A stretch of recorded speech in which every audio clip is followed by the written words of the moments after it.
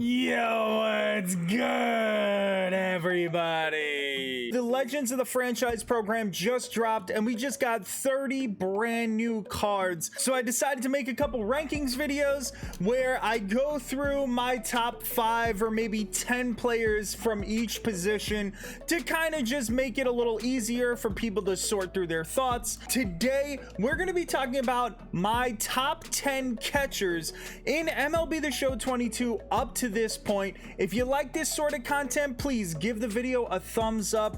Subscribe to the channel, it helps out immensely. And without further ado, let's jump into the top 10 catchers in the game right now.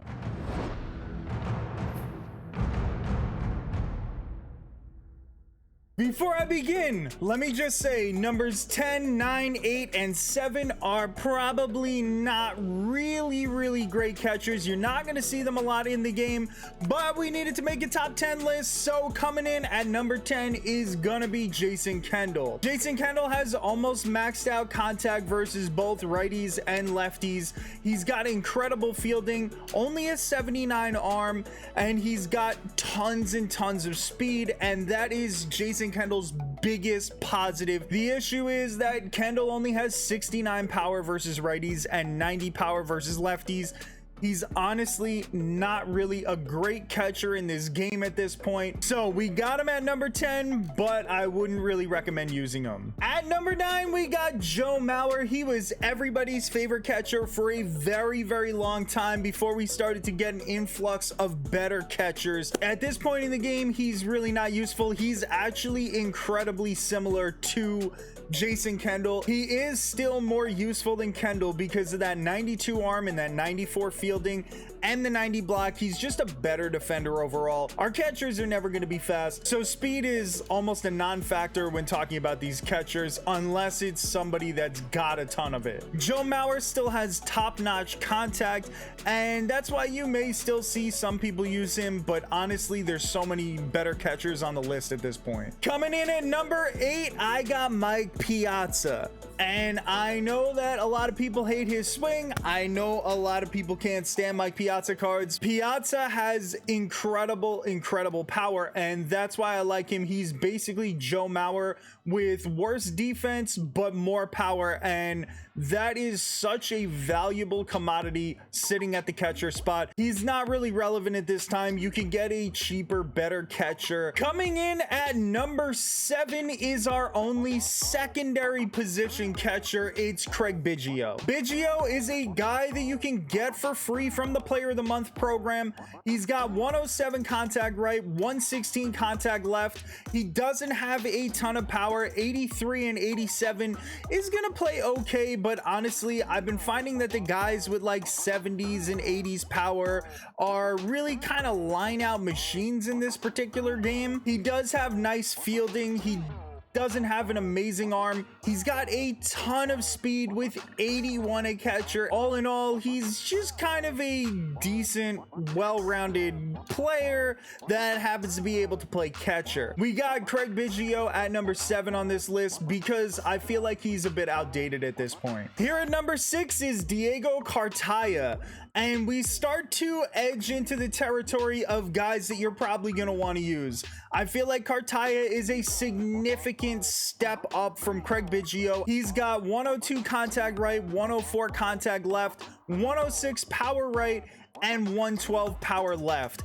So all in all, Diego Kartaya is a well-balanced hitter. He also has 87 fielding and a 92 arm. That is huge. The most important defensive stat for a catcher is gonna be that arm. They're gonna have to throw out runners. My only issue with Kartaya is that vision. That vision could be a problem in terms of fouling off balls and keeping the at-bat alive. Diego Kartaya might be striking out a little bit more often than other batters. We got Diego Kartaya at 6. Again, I think the next 5 guys are really a tier above Kartaya, who I feel like is a tier above the previous 4. Now we're on to the top 5, and at number 5 is the brand new Home Run Derby X Giovanni Soto. I really thoroughly enjoyed his 96. He absolutely mashed the ball for me, and this card is just a step above that one.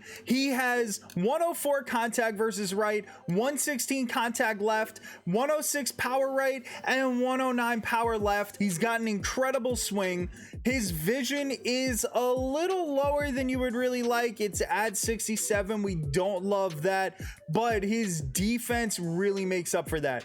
85 block, 87 fielding, and like I said before, a 90 arm is gonna throw out base runners running all over the place. Giovanni Soto is gonna be one of those guys that kind of gets slept on, and he was a free card for everybody. Coming in at number 4, it is probably everybody's favorite catcher over the past 2 months. It's Mike Napoli. Napoli has nearly maxed out contact versus both right and left-handed pitching.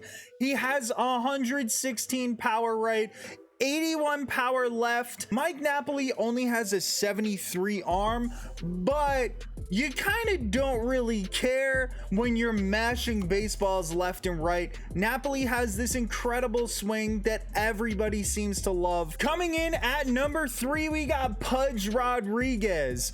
On his base card, without paralleling anything, he's got max contact versus both righties and lefties.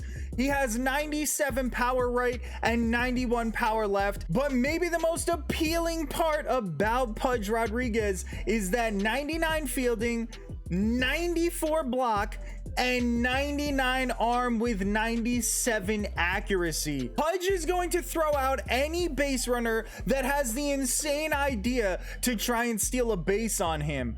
Plus, he has 70 speed on the base paths. He's even got 71 stealing, so maybe you can actually get away with stealing a base or 2 with him, which would be kind of cool. I know some people kind of have a problem with this swing. I don't think I've ever really had an issue with it, but I can understand if you're hesitant to use him. I would just highly recommend giving him a shot because Pudge is nasty. Our number 2 catcher is future stars Francisco Alvarez. He's kind of a card I don't see out there very often, and I don't really know why. He's got 101 contact right and 117 contact left, and he's got 109 power right and 117 power left. At the very least, Francisco Alvarez can be a backup catcher for you on your bench. If you end up facing left-handed pitching, well, you bring him in instead of your primary catcher, and Alvarez is going to absolutely blast the ball. Plus, he's got a 93 arm, he's got 84 fielding and 85 block.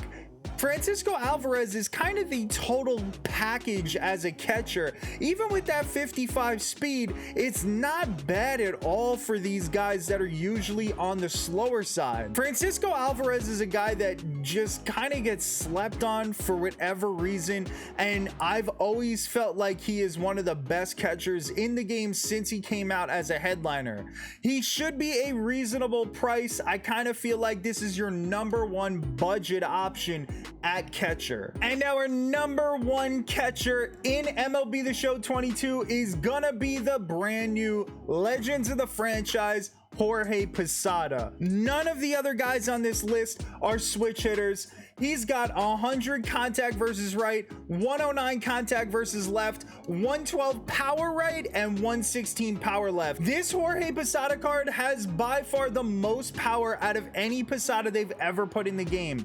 He also has 92 vision, which is better than any of the other catchers on this list. His fielding is not bad under any circumstances. He's got 82 fielding, 79 reaction, and 84 block. And he's got that 82 arm. I know we said the arm is the most important stat for a catcher. It is, but 82 is nothing to scoff at. Posada's biggest attribute is really that switch hitting. You are never at a disadvantage against a pitcher with Posada. And I don't believe that there's going to be any other switch hitting catchers that are on the way in the game. This may very well end up being the #1 catcher for the rest of the year. Jorge Posada is a must pick from that AL East Legends of the Franchise pack. So those are our top 10 catchers in MLB The Show 22 right now. Let me know in the comment section below if I forgot your favorite catcher. Let me know if you disagree with Posada as the top pick. I'd love to hear your opinions. Thank you so much for watching. I hope you have a great rest of your weekend.